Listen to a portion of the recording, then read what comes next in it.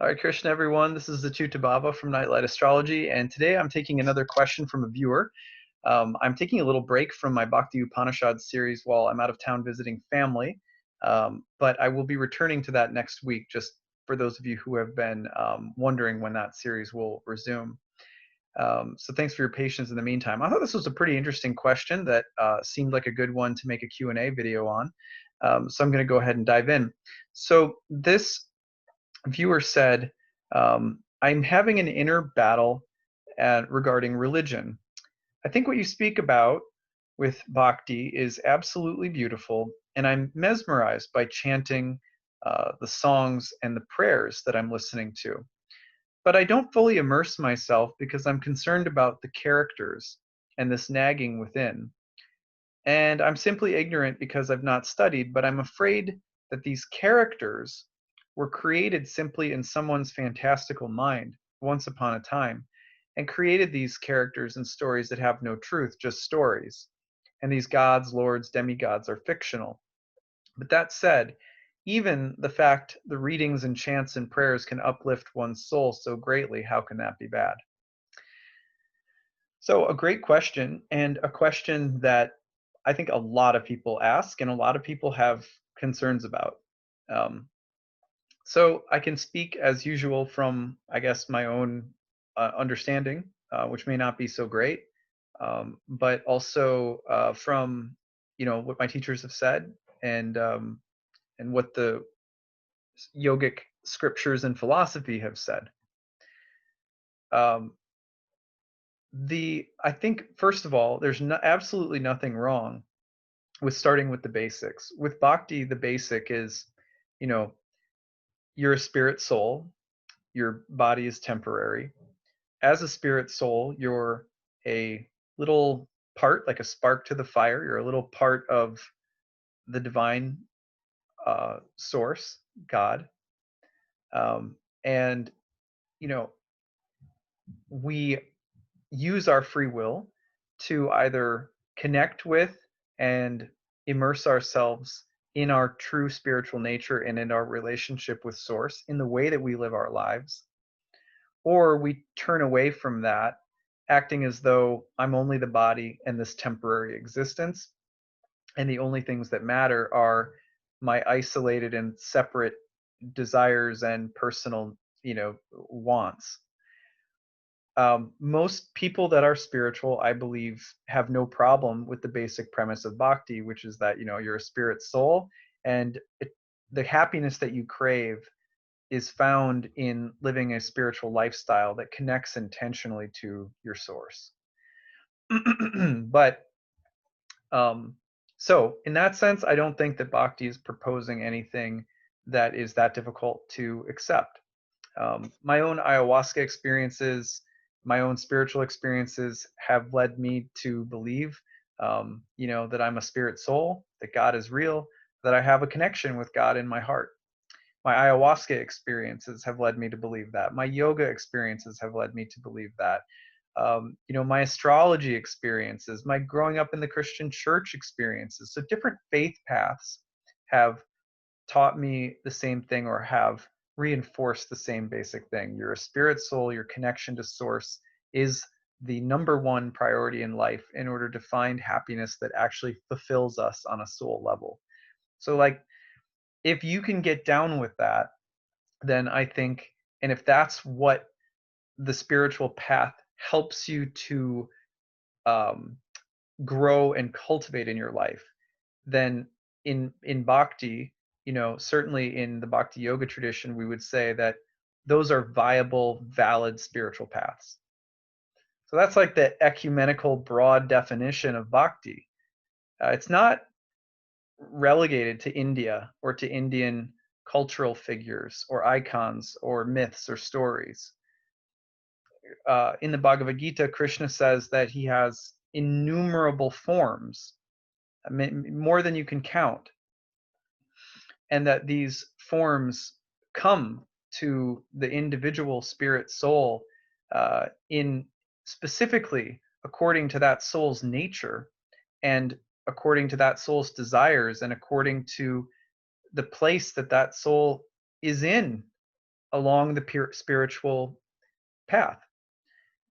Um, and so, for me personally, I have to believe that there's great variety in how we come to God and how we awaken the soul. Um, so all of that is just to say that I think at the core, Bhakti Yoga is very universalistic. It's very broad and ecumenical. It says spirit soul is who you are, not the temporary body. And it also says your relationship with God is primary. It also says there are innumerable forms that God takes to approach us personally, and that loving and developing that connection with God in the form that God comes to us in is what it's all about. So I think that should just affirm the concern that that you have in your question, that if you get these basic things from a practice of Krishna Bhakti, a practice of Bhakti Yoga from India, then great. That's what it's all about. It's just as simple as that. When the founder of Bhakti Yoga in the United States, the monk who really brought Bhakti to the United States, I should say, Srila Prabhupada, came over here and people were like, are you saying that people shouldn't be Christians? Are you saying that they shouldn't do this? What is Bhakti? And he said, nope, it's Bhakti Yoga is very simple. Love God. Always remember God, never forget God. Put that at the center of your life. That's Bhakti Yoga, right? That's sort of summarizing some of the simple things that he said about Bhakti. So, in that sense, if one is having trouble with the characters and the names in a different culture and stuff like that, I think that one just has to remember, what is this really about? As my guru likes to say, keep the main thing is to keep the main thing the main thing. The soul, its awakening, its relationship with God. How does it awaken that relationship with God? Through constant remembrance, devotion, worship, love, service to God, service to others. Okay, so that's the first piece. The second piece is that I think that we have to be very careful at the exact same time not to be so relativistic, so metaphorical or literary or intellectual, that we say, well, these are just made up stories. They're just made up characters. There's no such thing as any of this. Somewhere between, there's the only thing that's real are the Indian names and deities and gods and so forth. And somewhere between that and saying that they are complete fictions and there's nothing to them lies the truth, right? Because they're not, because God comes in so many forms, the forms are real. That's the main thing in Bhakti, is that in Bhakti we say form is real. We're not saying that form is an illusion. So, for example, the forms in Christianity, whether it's Mary or whether it's the Magi or Christ, these forms, Carl Jung would call them archetypes, but these forms that God appears in and through are real, right? Uh, and so, from that standpoint, Krishna, Balaram, Radha, the gopis, all of these figures that comprise the universe of Bhakti Yoga are absolutely real.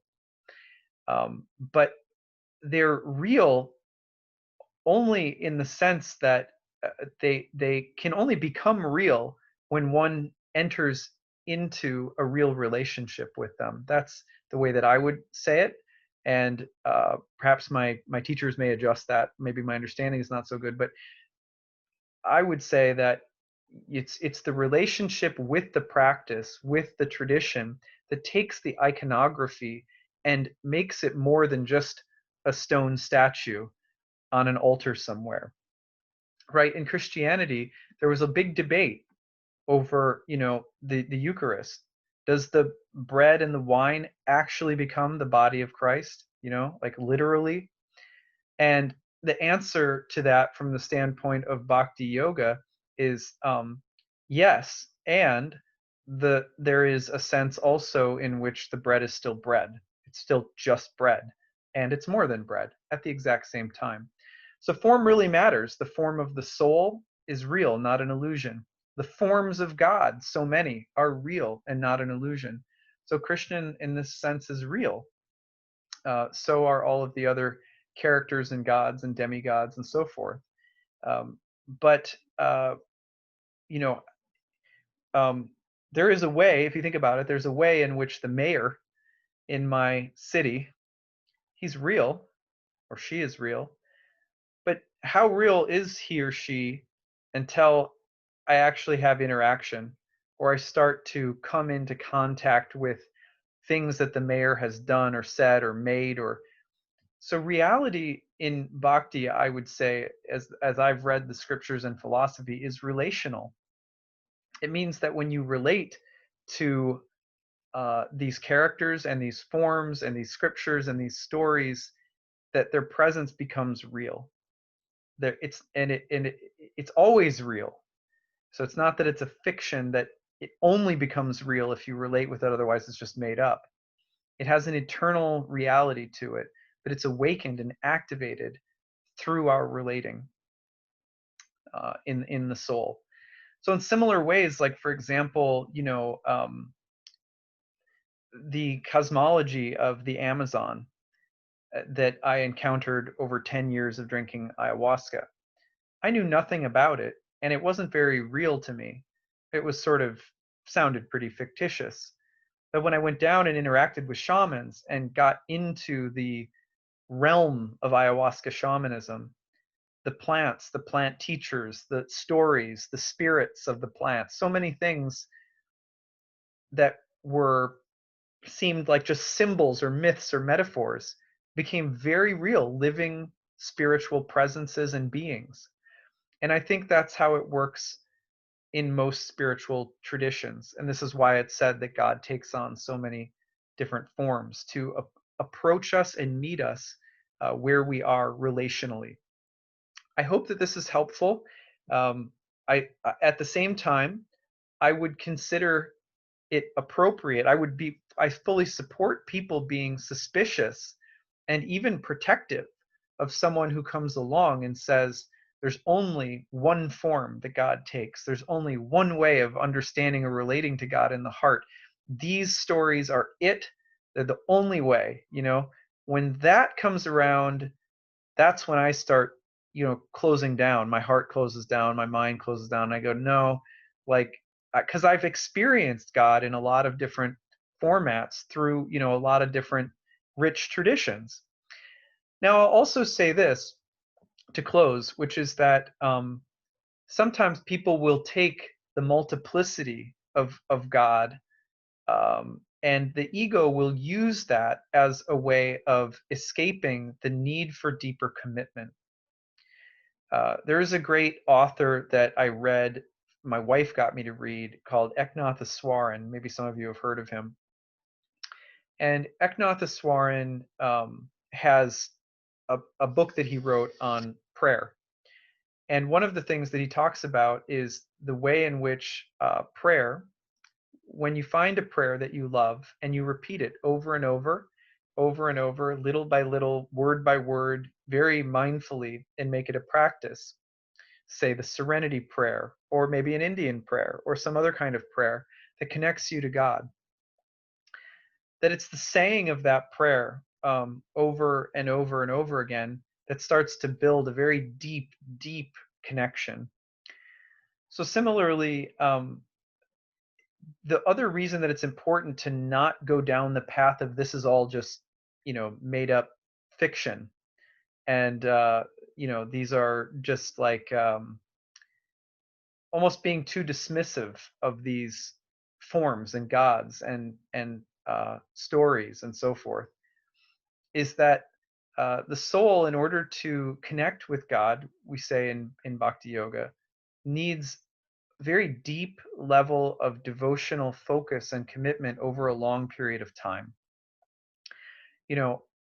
Intimacy is a bit monogamous in this regard, and I'm not suggesting that some degree of multiplicity isn't important. And in fact, in Bhakti Yoga, there are still innumerable forms of God, right? But some focus. For me, it became apparent that I needed that. I needed to ground myself in a tradition with practices and teachers and stories and scriptures and familiarize myself with them, because we need to be like constant gardeners, gardening and watering and feeding the soul. And it's kind of like that saying, if you're looking for water and you dig a, a bunch of little holes, you're not going to strike the well. You kind of have to dig in one direction very deep to let water come up and overflow. So I also think that sometimes we take that idea about multiplicity. There's so many faces and names of God and so forth, and we take that to mean, well, I don't have to commit to anything. I don't have to focus on anything. They're all just metaphors anyway. But when we relativize things to that extent, we're not really doing the soul a service. Most of us, I believe, after being a yoga studio owner for 10 years and being in spiritual settings my whole life, I do believe that we do need some culture of religious and spiritual experience and connection. And so I think it's very important, and I don't think we should use the multiplicity as a way of saying, well, there's too many. I don't want to choose. I don't want to exclude anyone, or I don't want to exclude anything. And it's sometimes we use that mentality as a way of avoiding a much deeper level of intimacy that's there for us. And the other thing that's great about Bhakti Yoga that really captured my own heart is that not only does it allow for that focus to come in, but it still maintains the multiplicity. There's so many characters, there's so many forms of God, there's so many different deities that we serve and worship in the temples in Bhakti Yoga in India. So many forms of God and so many bhajans and songs and kirtans, and so the multiplicity, I think, we ends up coming, intimacy is a natural generator of multiplicity and variegation. If you hang out with someone long enough, you get to see that there's all of these different facets and quirks and interesting elements to the personality. So similarly, I think focus naturally, loving devotional focus naturally blossoms out in terms of variety. And so I don't think we ever lose that variety either by choosing to focus. All right, I've been rambling now for a while, so I'm going to stop. And I hope that this was interesting and helpful. Thank you for your question, and I hope you're all having a great week. I apologize, there's not as much content this week because I'm on a little bit of a break, but I will be back next week with more. We'll continue with the Bhakti Upanishad series. Okay, take it easy, everyone. Hare Krishna.